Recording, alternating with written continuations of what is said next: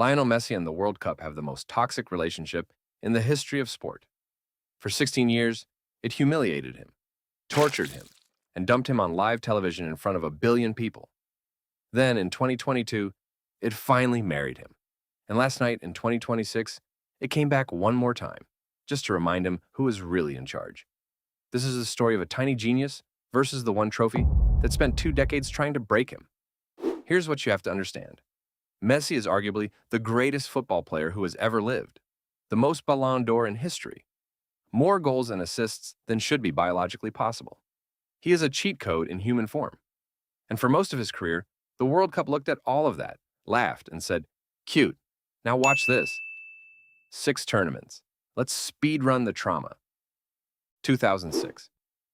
An 18-year-old Messi shows up looking like he borrowed his big brother's kit. He scores, he dazzles, he is electric. So naturally, in the crucial quarterfinal against Germany, the coach's master plan is to not play him at all. Messi sits on the bench, Argentina lose on penalties, and the greatest talent on the planet watches his first World Cup end in a tracksuit. Welcome to international football, kid. 2010, new tournament, new haircut, exact same ending. Argentina, now coached by an actual living legend named Diego Maradona, who had roughly zero coaching experience, runs straight into Germany in the quarterfinal again. This time, there is no penalty drama. It is just 4-0, a public dismantling. Messi does not score a single goal the whole tournament and trudges off 0 for 2. 2014.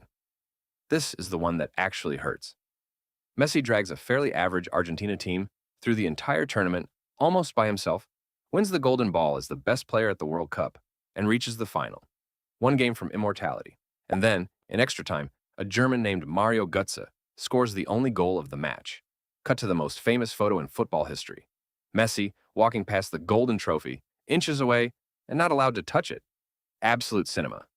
Absolutely brutal. And the World Cup wasn't even working alone. Around the same time, Messi kept dragging Argentina to Copa America finals, and losing those too, back-to-back, to the same team, on penalties. After one gut-punch defeat in 2016, he'd finally had enough. He stood on the pitch and quit the national team in tears on live television at the absolute peak of his powers. An entire country lost its mind. The greatest player alive had decided the heartbreak simply wasn't worth it anymore. He came back a few weeks later, because of course he did. But the curse just would not let go. 2018. By now, the World Cup isn't even trying to be subtle. Argentina stumble into the round of 16 and get run over by a teenage France side and a 19-year-old rocket named Kylian Mbappé, who instantly makes Messi look ancient. 4-3.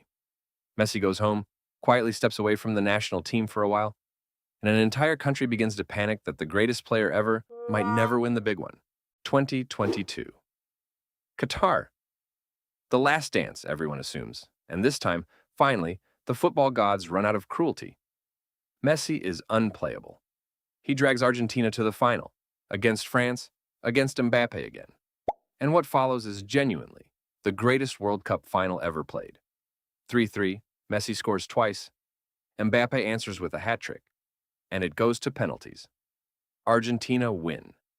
Messi lifts the trophy.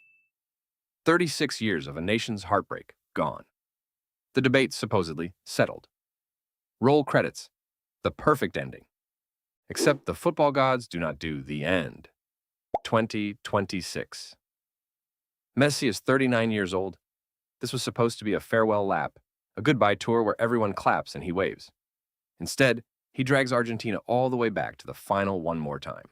And there, 90 minutes from the perfect bookend, Argentina puts 0 shots on target. Not one. In a World Cup final. They go down to 10 men, and in the 106th minute, a Spaniard named Ferran Torres pokes in the winner. 1-0 in extra time. The exact same way Spain lifted it back in 2010. And here's the part that should be illegal. That Spain team, the one that just ended Messi's last dance, they are the same team that, a few weeks earlier, knocked Cristiano Ronaldo out of his final World Cup too. Read that again. In one single summer, one country ended the 2 greatest careers the sport has ever produced. 20 years of the most famous rivalry in football, Messi versus Ronaldo. And it does not end with one of them beating the other. It ends with both of them getting bounced by the same guys in red. But here's the difference, and it is everything. When Ronaldo walked off, his trophy cabinet had a permanent hole in it. Messi's does not. He already climbed the mountain in 2022. He already touched the one thing that spent 16 years running away from him. So 2026 stings? Of course it does. But it cannot erase the star on the shirt. The World Cup tortured Lionel Messi for 2 entire decades, and he still beat it, which might just be the most messy thing that ever happened. So, there it is. The most beautiful, most miserable love story in sports. If you enjoyed watching a tiny bearded man suffer for 20 years and win anyway, subscribe. We do the wildest stories in sports history, one badly drawn stickman at a time. At AA.